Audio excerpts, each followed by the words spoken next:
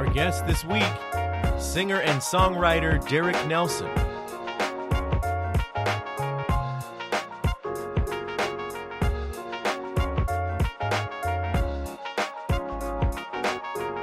We've got a very special show for you folks. Let's go.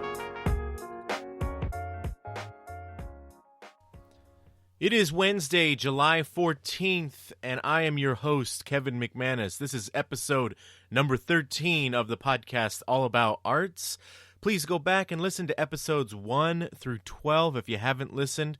Those are some great artists, and I highly recommend checking that out on Spotify, SoundCloud, YouTube, wherever you're listening. Make sure you like, subscribe, and follow to keep up with the show. Things are changing, things are growing. And we're getting a bit more busy around here, so I just want to make sure we don't lose track of you, dear audience. All right, we start the show, every show, with arts news. According to Americans for the Arts, the estimated total economic impact of the coronavirus on arts organizations to date is $9.1 billion.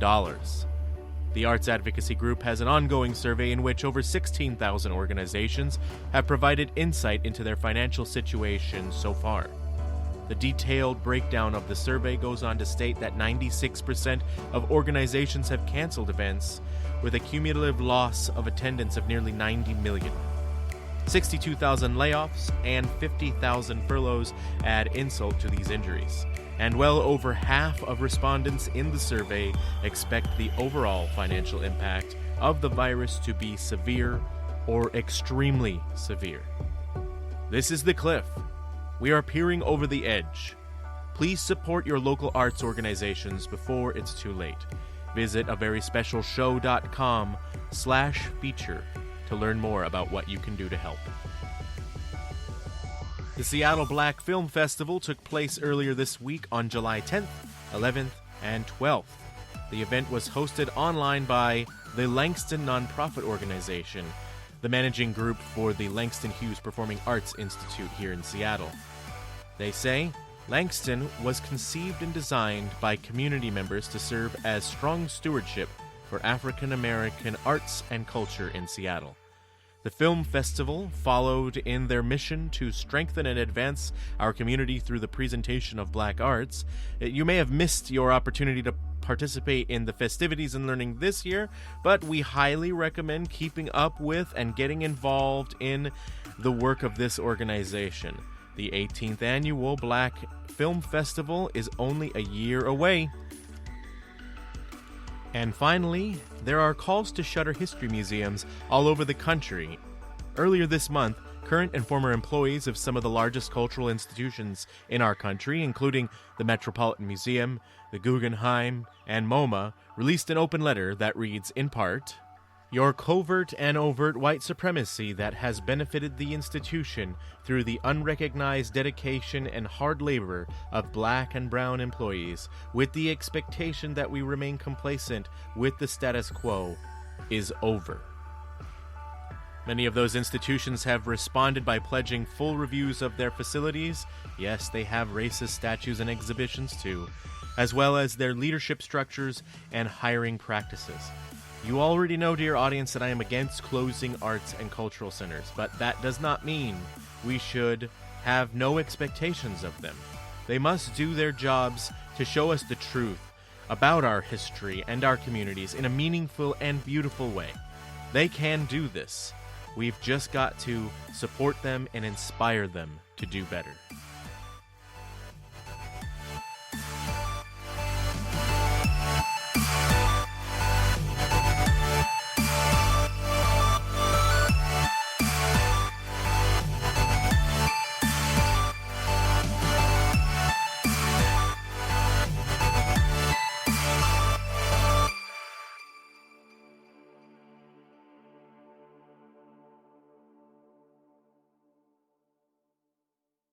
Dereck Nelson is a singer, songwriter, producer, and music mentor, originally from Olympia, Washington. He lives in L.A. now. His work has been featured on ABC's Modern Family, CBS's How I Met Your Mother, NBC's Go On and The Voice, and Fox's Raising Hope, New Girl, and of course he's made many regular appearances on Glee. He has performed all over the country in some of the finest venues, and at this time of this taping, his YouTube channel has over 4 million views. That is a long way from playing Deputy in The Mystery of Edwin Drood at Harlequin, isn't it? I like that you dug that one up. Well, that's actually where we met a long time ago. We actually auditioned against each other for that role, and I'm still holding a grudge. Oh, my gosh. Yeah, many then I years think this should be a great interview. Yeah. No, you have, I mean, we're all really proud of you. Anybody who spent any time watching Dereck Nelson grow up in the Olympia community as an artist is really proud of the work that he's gone on to do. May I say that first and foremost. And also, you went from being the it guy of theater to selecting a more musician lifestyle and career. Where did that change occur, and why did that happen? Yeah, great question. I also want to just quickly say thank you for having me on the show. I'm obviously very honored to be here. I love everything that you're doing. I've always enjoyed getting to collaborate and be in the presence of your talent as well, Kevin. So thank you for putting this whole show together and for having me on today. And as far as my transition, music has always been at the forefront of my passion, and that's kind of what led me into theater. It was sort of a growing process to realize the things that I loved about being on stage. And what I loved most was just being able to communicate with an audience and feel that connection of telling these stories and stepping into these characters. And so once I started writing music, it felt so rewarding to be able to tell my own stories as well. So that's kind of how music drew me in. It was very simultaneous with my love for performing and for theater. So you ended up going, you actually transferred from, I believe it was the University of Michigan to USC. Yeah. Your degree is now in the Bachelor of Arts, or Bachelor of Science in the music industry. You are a performer first and foremost, it seems like, but I think the art and the magic of the music production industry gets overshadowed by the performance element. There's a hugely creative element there to music production.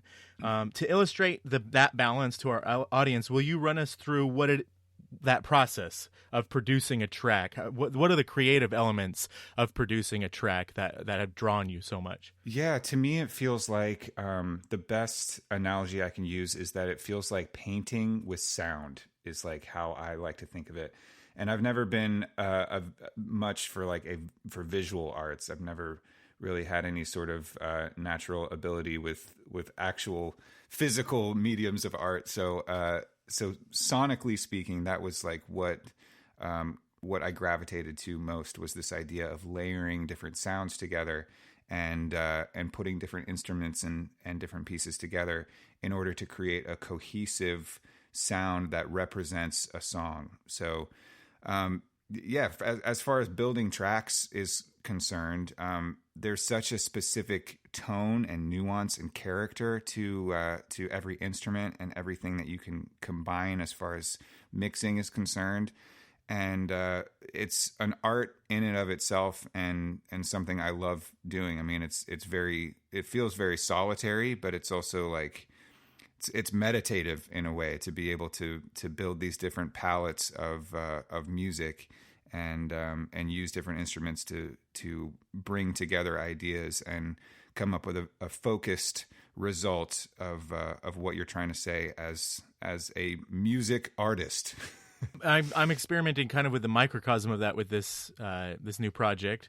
I'm not really experienced at all in music projects, especially in the digital realm, and And just the layering of events that happen on a track, let's say, even just between, I have these different segments on the show. There's just this extreme amount, like you said, there's like an isolation or a solitude in it. I'm actually sitting in a closet right now on Capitol Hill on a nice, sunny Monday afternoon. But it's actually a really wonderful feeling when it starts to go the right direction. And of course, with your tracks, they're so rich and there's so much going on with them. Each of the individual instruments, you highlight them so well. As a piano player, I know how much dedication and time it takes to really become fluent in a single instrument, and you seem to be able to play all of them now. When you watch a video, there he is playing the horns, and there he is playing the piano and the guitar, of course, and everything. I mean, just so. I imagine that makes production and the quick output a bit more easy. Are you just obsessed with music, or do you know where that immense passion for music was born? I mean, I think there was a lot of time left over with all of the talents I lack in anything athletic. So all of the time I wasn't playing sports left a lot of time to be able to focus on things that I really did like. But in all honesty, it was something I discovered when I was about 14, and listening to all of these amazing artists and bands from my parents' generation of music. I mean, we grew up on incredible artists, Sting and Kenny Loggins and Michael Jackson and a bunch of amazing jazz artists. And so I was about 14 when I started writing songs, and I knew I loved to sing. I was playing saxophone in the middle school band at that point, and I wanted a way that I could sing and play an instrument at the same time. So I bought a guitar for $200 at the local music store, and started teaching myself these different chords and trying to figure it out. And from there, I always loved plunking around on the piano. We never had a piano growing up. So I got a keyboard for Christmas, and between trying to figure out the relationship between the guitar and the piano, I've been self-taught on every instrument. And it's like a little puzzle. It's like you're trying to figure out what sounds you can bring out of this instrument as an extension of you, and that's kind of how I feel about instruments, is that they're just extensions of our own voice, to go super deep. Wow. Yeah. But that's kind of how it feels to me. And so I feel like any instrument that I can have an opportunity to pick up and try out, like I want to be able to figure out what sort of voice is in there that could come out. And how then that little puzzle piece can be used, as we were talking about production, in the overall context of a larger track. Yeah, that's the part that I guess that when I hear your music and when I hear all the stuff coming together so well, and knowing the level of attention I have to even just put on mixing voices and doing all this stuff. I mean, it's just so precise, and it just seems like you have to be really into that precision, and it sounds like you've gotten it down. I know that you skirted over it, but your parents, and I happen to know this because I've been to your parents' house to watch a private concert of yours there. Yeah. And I want to highlight, sometimes I highlight a thing that's key for our audience. This is one of those key moments where parents, if you get an opportunity to inspire your child or to provide them with some sort of creative outlet, don't miss those opportunities. They can blossom into professional opportunities later on in life, as with Dereck, or they can just really make a more complete and whole human being. It's very therapeutic for a lot of us, and it keeps a lot of people out of trouble. So anytime you can inspire your child, like by buying them a keyboard or by introducing arts in whatever way you can to them, that is an important thing. For you, Dereck, there's a pretty common theme on your original track. Specifically, the best way to phrase it is by saying they are aimed at uplifting, inspiring, and bringing hope and positivity to the listeners that listen to you. I deeply admire that you use your tools and powers to do this, and I hate to sound like a broken record, but where did that come from? I mean, I'm not sure how much our environment has to do with our morals and values. I'm sure, obviously, that's a large portion of who we are as human beings is based on our environment and our upbringing. But I also attribute it to, like you were saying, like our parents. We have amazing parents who, my mom always taught me to be humble, to be compassionate, to think about how other people might be feeling, put yourself in other people's shoes. And that translates to me as a songwriter too, because there's so much I see in the world that's happening on a continuous basis that highlights different struggles and different plights of different people. And I just believe that there's always a story in there that needs to be told, because if you can connect with somebody else, that is the foundation of what makes music and art so important and so special, is the human connections that it elicits.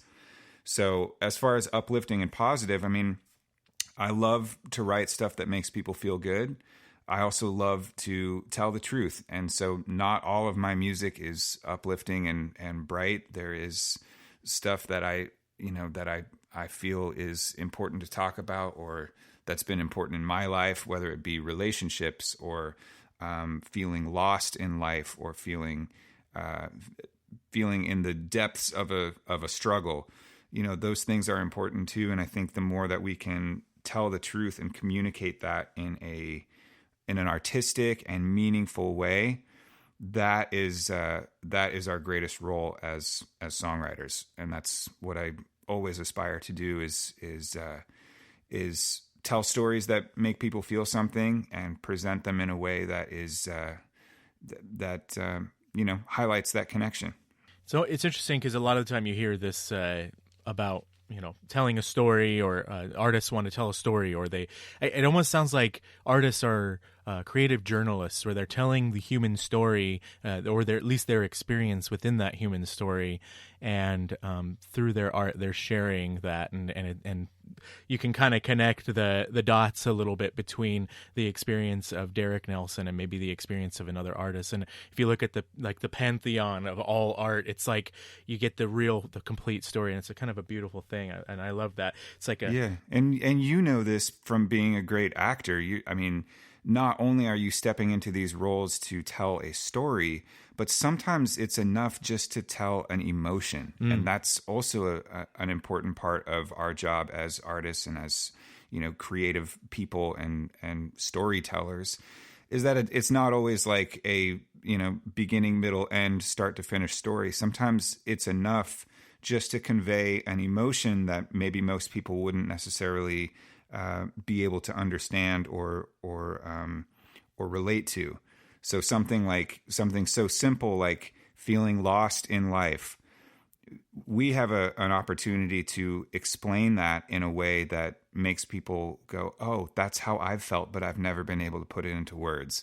And those kinds of moments, finding those little metaphors, or I like to just call them nuggets, little lyrical nuggets that make people really feel like, oh my God, I've felt that way, and that conveys an emotion that I didn't even know how to put into words. That's when I feel really inspired as a writer, to be able to find those seemingly fleeting or subtle little nuances of emotions, and being able to turn them into things that people can relate to. Let's talk about a couple of your favorite people. Sure. Rihanna and Dalton. Yes.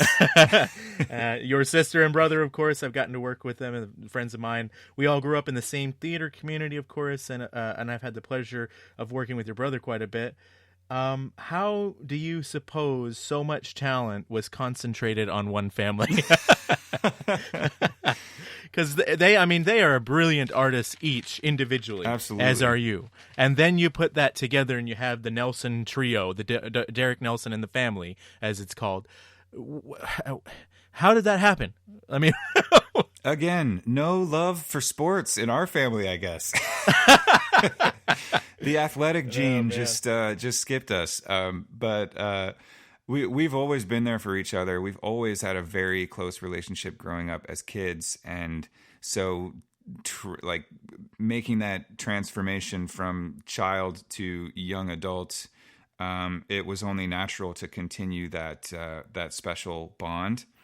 And I also believe that's what, going back to your mention of the University of Michigan, I know that's what led me to go to school there my freshman year, was because Rihanna was there. And being one of the closest and most important people in my life, I don't think I was really ready at age 17 or 18 to be on my own. And I wanted that sense of family and safety, and that like safety net, and maybe didn't even know it consciously at the time.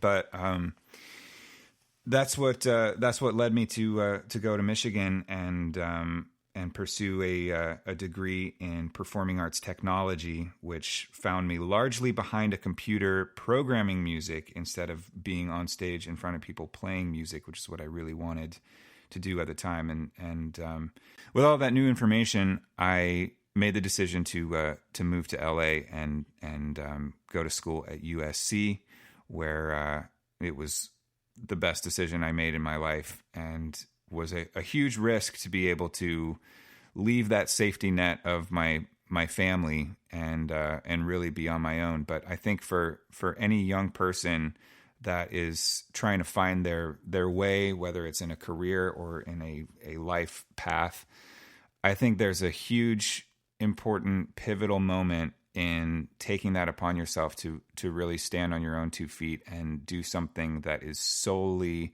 for yourself, an independent choice, a leap of faith, a giant chance that is being taken.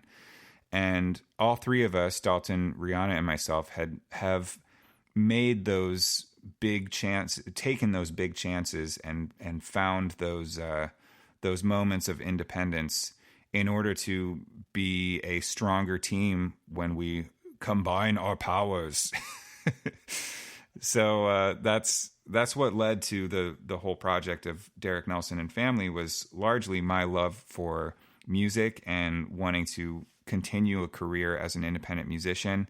I knew it would be much more engaging for an audience, as well as up the unique factor, because it's also important to recognize as artists what our strengths are. And knowing I have a brother and sister who look similar to me, sound similar to me, and we can create this beautiful 3-part harmony sound that is totally unique, specifically because of the way that our human voices are even constructed. I knew that was a huge, unique factor, and I wanted to explore that, and that's how Dereck Nelson and Family was born. And it was an incredible way to use our different strengths and the different things that we love to do. Dalton is a gifted technology wizard, as I like to say, with video production and engineering. Rihanna is an incredible marketing person, manager, graphic designer.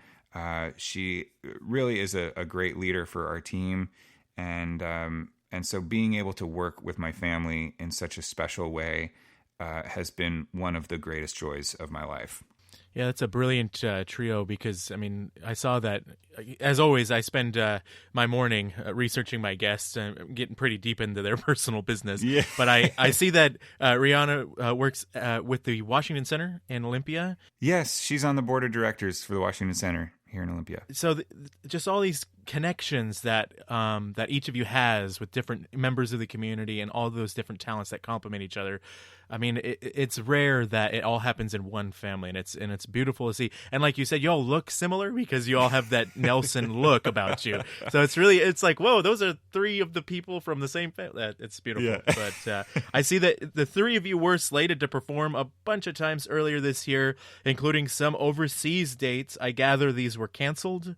And is there any rumbling of starting a tour back up in the near-ish future? Of course, nobody really knows, but I hope so. That is a whole nother topic in and of itself, is what the hell is going to happen with live music and arts, with all of these shutdowns and quarantines and COVID. And it's heartbreaking to see on one hand, and the silver lining has been sort of the pivots and creative ways that people have been able to adapt in pursuit of that feeling of connection. So as far as the canceled dates, I mean, COVID hit right during our tour. We were out in the Midwest and had a date we were on our way to Indiana, and it was beginning of March, and they canceled the show. And I'm sure everybody remembers each day the news was like more and more intense, and trying to understand what was happening and what the truth was, and maybe what the truth is. Will we ever really know? I don't know, but yeah. That's besides the point.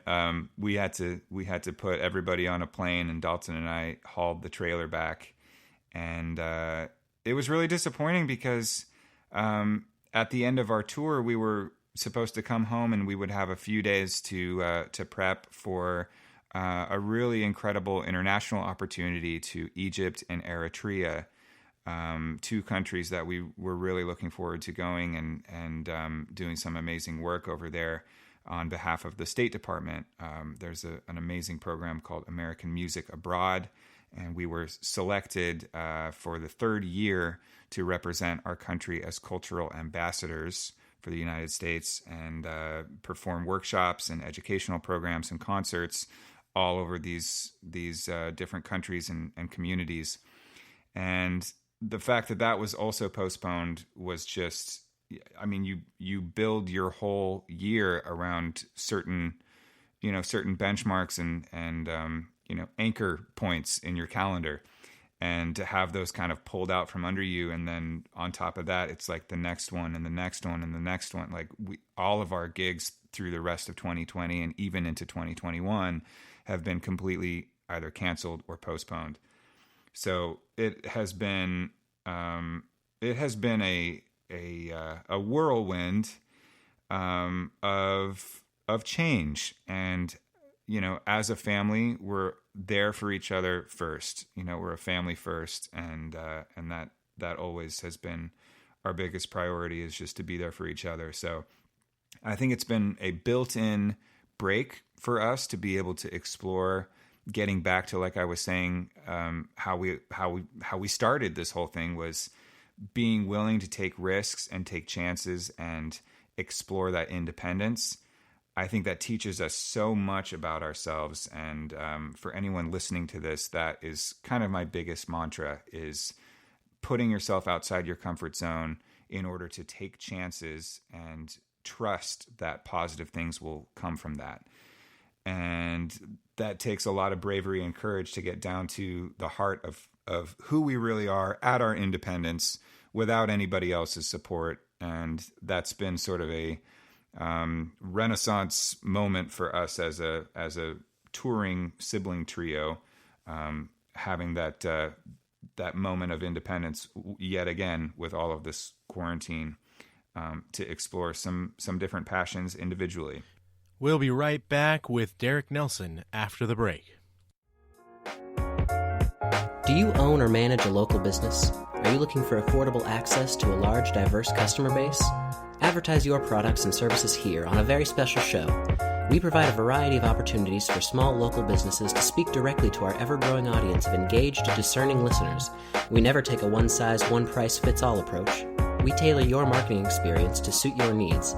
Interested in knowing more? Visit averyspecialshow.com and use the contact form to tell us what you're looking for. We've got episodes going live every Wednesday at 7 p.m. Keep loving, keep creating.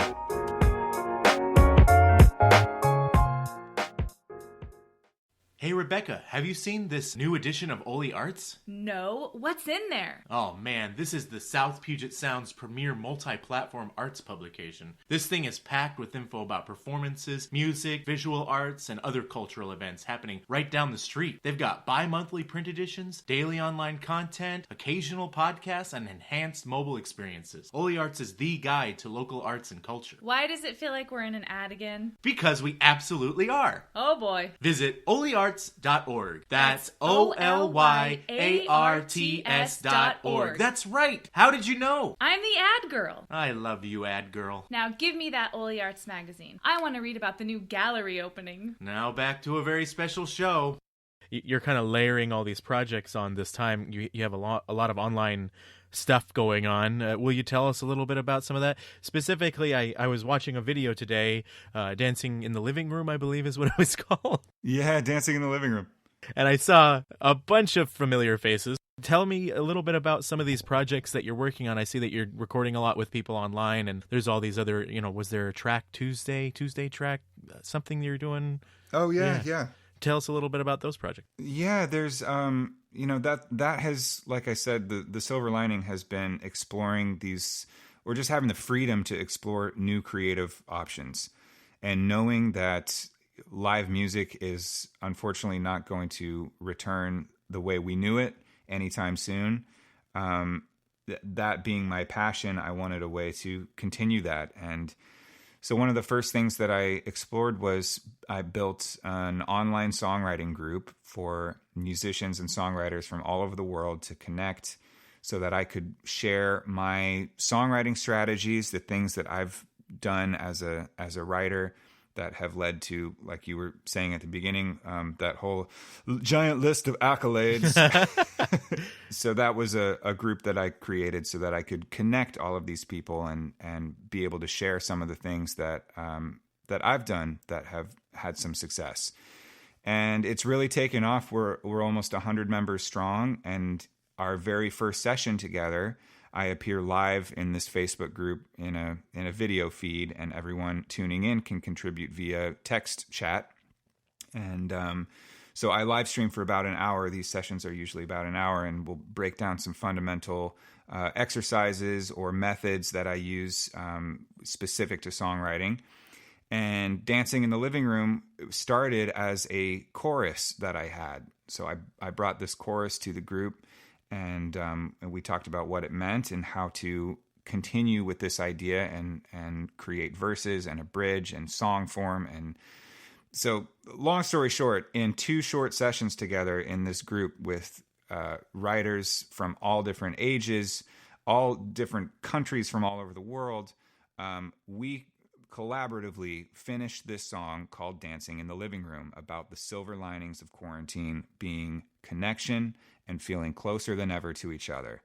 And after the song was finished, I was like, man, this is a great song. I want to record it. And then I was like, man, this recording is going to be cool. Maybe we could get some people to play on it.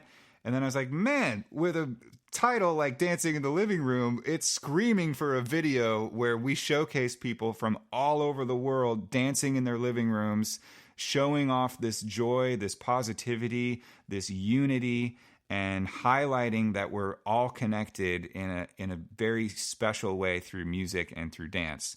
So I was able to reach out to some musicians in my professional network from the music industry to contribute instrumental parts, put the whole track together, produced and engineered and mixed everything, and then put an open invitation out for people to send me videos of them dancing to the demo I did in their living room. And dude, I had nearly 100 submissions from all over the world: Argentina, Brazil, Canada, Cambodia, Ukraine, Albania.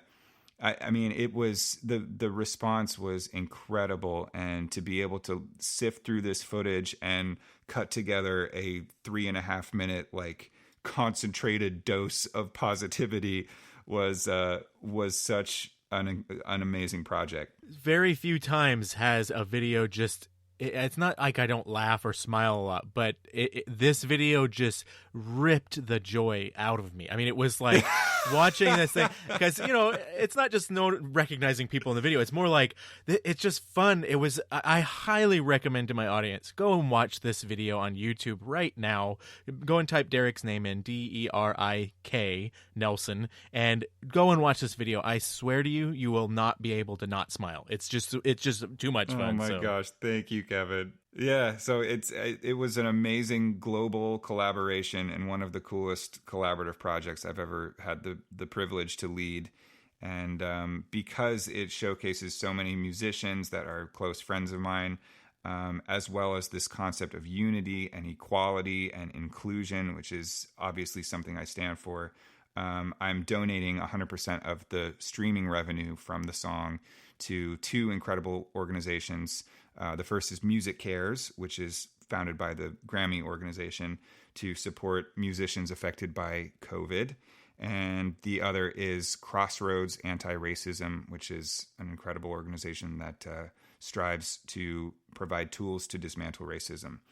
And the Dancing in the Living Room project just really took off. And even our beloved local newspaper, The Olympian, did a story on it. I don't know if you remember our mutual friend Ed Thorpe, but when he heard absolutely. I was doing, I love Ed. He sent me that article, and he was so excited that I was going to be talking to you. Oh my gosh! Well, hi Ed, if you're listening, thanks for forwarding that. That's awesome. I just can't tell you how much positivity came my way when I said, "Hey, I'm going to get to talk to Dereck this week. I haven't talked to him in many years," and just our community, the Olympia community, is so proud of you and is so happy with what you've been doing. And I know I already said that, but I mean, it's just so nice to see the community kind of coming around and making sure that your work is getting seen, getting heard. And thanks to the Olympian for doing that. Oh, thank you, man. That means a lot. Thank you. Those two organizations that Dereck mentioned, you can go to the description box below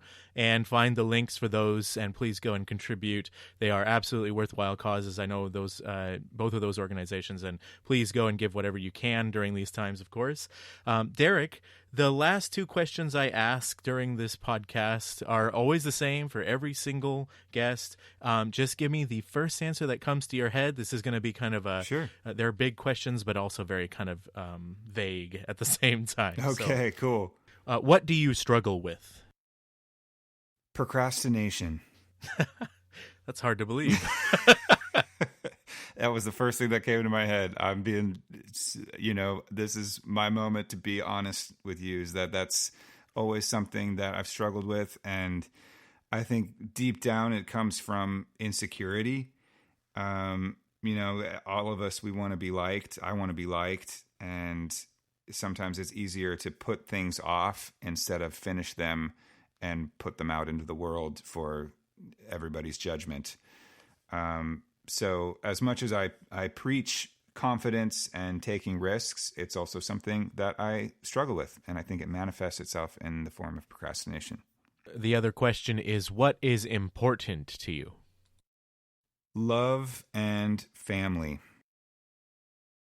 People are extremely important to me. I think when all is said and done, when we've lived our lives and are taking our last breath, we're not going to be thinking about the number in the bank account or how many songs we wrote or all of the work that we did. We're going to think of the places we went with the people that mean something to us. And if I can leave this world better than when I found it and make an impact on people, that would be my biggest life goal, is to help others through the gifts that I believe that I've been given, which again, unfortunately, are not football.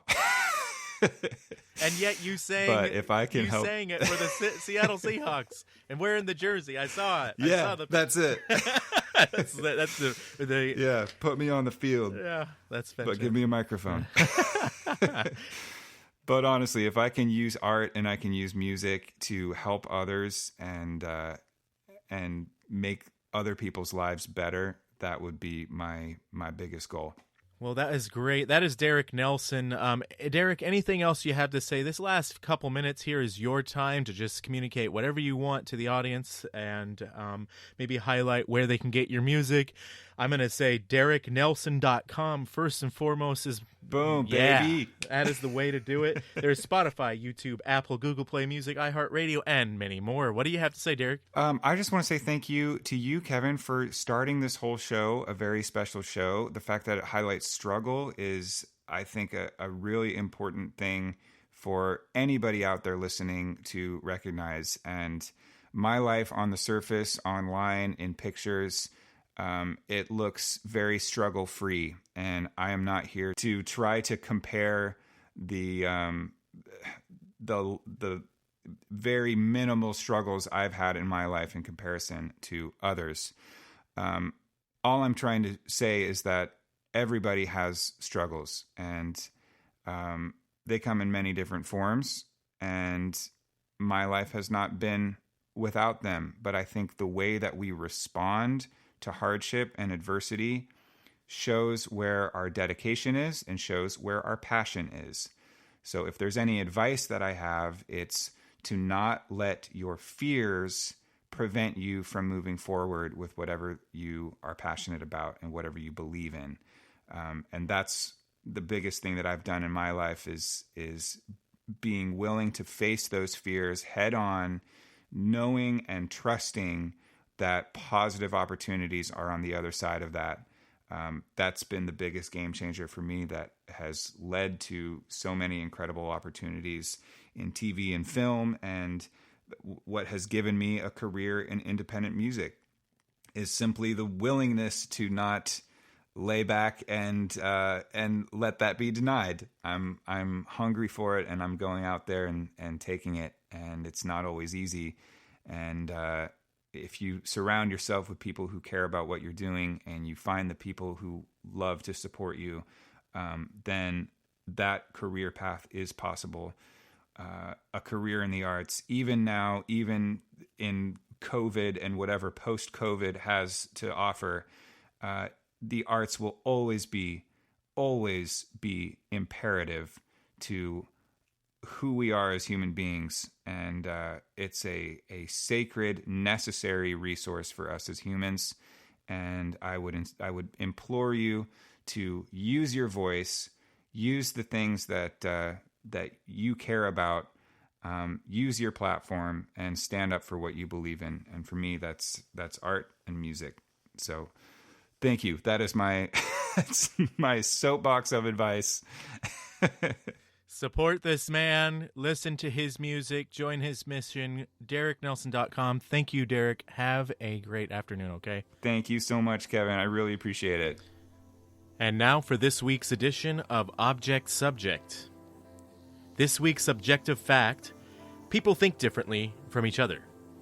There are many ways to view even the most simple of issues, like, for example, masks. Perspective forms ideas, and ideas grow into deeply held beliefs and opinions. And like the old adage about opinions tells us, they are ubiquitous. Here's mine. The subjective thought is this: holding different beliefs doesn't make us enemies. The nature and intensity of our times makes it seem like any disagreement can and will become a civil war. There are some very real, troublesome issues in the world, true, but not every idea is worth battling to the death over. Thomas Chatterton Williams, American cultural critic, author, journalist, penned an open letter which was signed on by 150 other journalists and published by Harper's Magazine. In the letter, Williams calls out our intolerant climate that has set in on all sides of debate.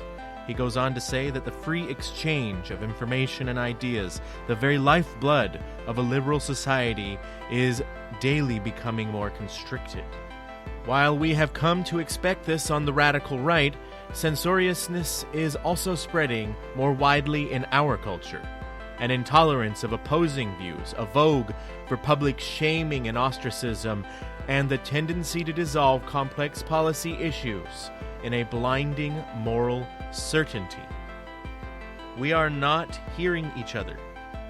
The further from discourse and the closer to inflamed rhetoric we go, the nearer we draw to violence.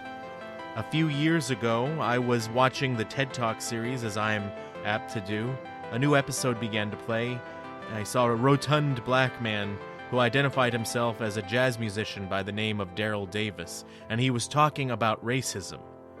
We learned that Daryl befriends Klansmen, changes their thinking, and collects their robes when they have left the Klan. How does he do this? I'll let him tell you. That is the key. Sitting down and talking, not necessarily agreeing but respecting each other to air their points of view. Because of that respect and my willingness to listen and his willingness to listen to me, he ended up leaving the Klan, and there's his robe right there. I am a musician, not a psychologist or sociologist. If I can do that, anybody in here can do that. Take the time to sit down and talk with your adversaries. You will learn something, and they will learn something from you. When two enemies are talking, they're not fighting. They're talking. It's when the talking ceases that the ground becomes fertile for violence. So keep the conversation going. And keep loving and keep creating.